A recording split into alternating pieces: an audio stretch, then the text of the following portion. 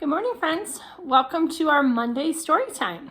Today we are going to read a book called Little Prickles, and it's about a bunch of animals, mainly some porcupines and all their animal friends. But what I really love about the book is that it was written by some kids. So the authors of this book are a brother and a sister and their cousin, and they wrote the book and illustrated it all by themselves, and then they got their book published, which I think is so cool. And they were in, I believe, 6th grade when they wrote this book. So let's take a look at their work, Little Prickles. Little Prickles the porcupine cried to his mommy, "No one likes to play with me. I'm too prickly. I hate my sharp, pointy quills." "Oh, my dear little Prickles, you need your quills to keep you safe," his mommy said softly.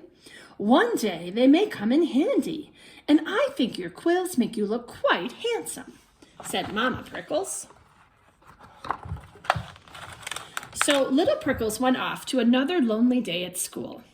Nobody would tag him when they played tag. Ouch! Nobody would go on the slide with him. Ouch, ouch! And he never got tapped for duck, duck, goose. Ouch, ouch, ouch!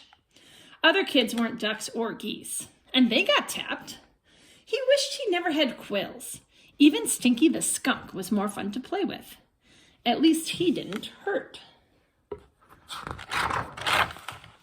So he sat and sulked and was very grumpy. When Speedy the turtle asked if he wanted to go swimming, Little Prickles just grumbled. "Go away, I'm too prickly." And when Slimy the salamander asked if Little Prickles wanted to play on the swings, all Slimy heard was, "Go away, I'm too prickly." And when Quackers the duck asked if he wanted to play checkers, the answer once again was, "Go away, I'm too prickly." He answered them all without even looking up in his grumpy voice. One day at school, Mrs. Hoot was teaching them how to write the alphabet. "The best way to write well," said Mrs. Hoot, "is to have a nice, thin, sharp stick. If any of you have toothpicks at home, they work very well. You just dip the stick in ink and—" "Wait!" screeched Little Prickles. "I have tons of nice, thin, sharp quills that would work perfectly." "Oh, but you need those to keep you safe, Little Prickles," reminded Mrs. Hoot. "Oh, but I have so many. It's okay, Mrs. Hoot," said Little Prickles. So everyone crammed around Little Prickles, but not too close, and one by one they each pulled out a quill. Little Prickles beamed from ear to ear.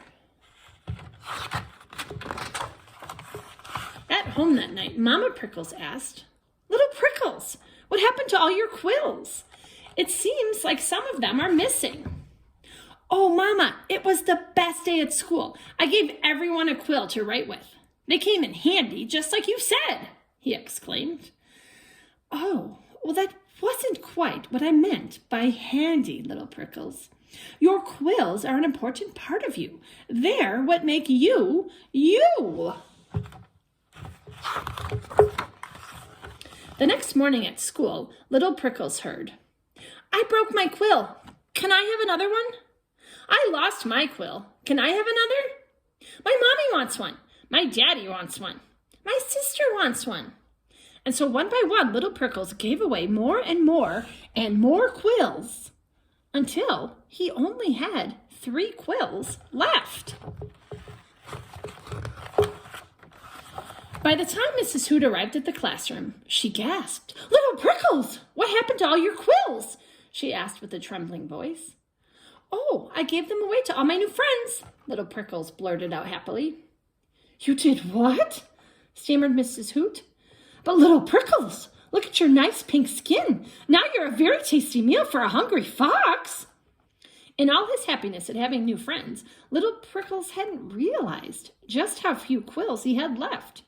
He swallowed a big lump in his throat. He sat by himself and felt scared and sad. Mrs. Hoot was right.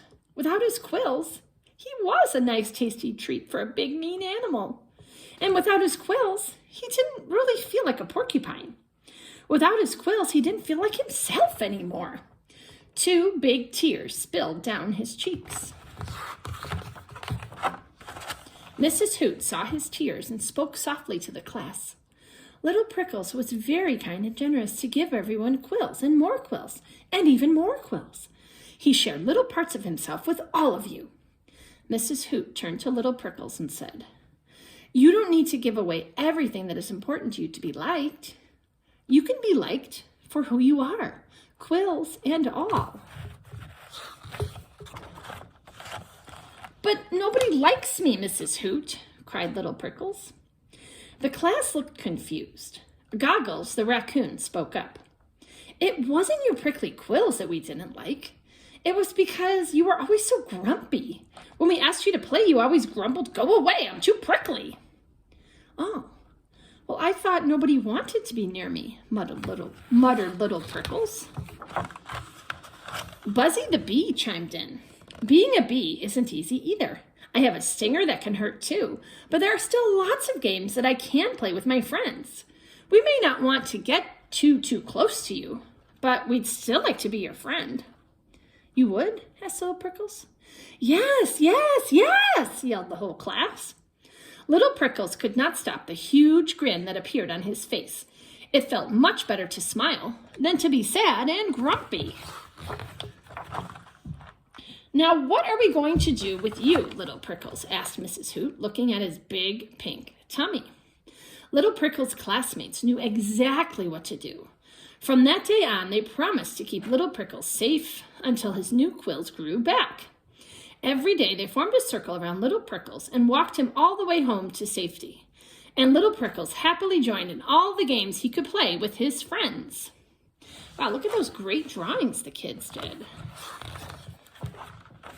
It took a while for Little Prickles' quills to grow back. When he looked like a porcupine again, Mama Prickles said, "Little Prickles, I have something for you." She plucked a quill from her side and said, "Take this and use it wisely. Every time you write with it, remember, it's what makes you special." Little Prickles carried the quill carefully to school, and on the top of every paper he wrote, "I am Little Prickles, quills and all." The end. Oh, and there's the kids that wrote it and illustrated it. Wow, what a great book that these kids came up with. So friends, I have a question for you today. If you were ever going to write your own book and illustrate your own book, what do you think it would be about? What would the characters be? And what might be the story that you would come up with? I'd love to hear that. Or if you even wanted to draw one of the characters to share with me, that would be awesome too. All right, bye friends. We'll see you tomorrow.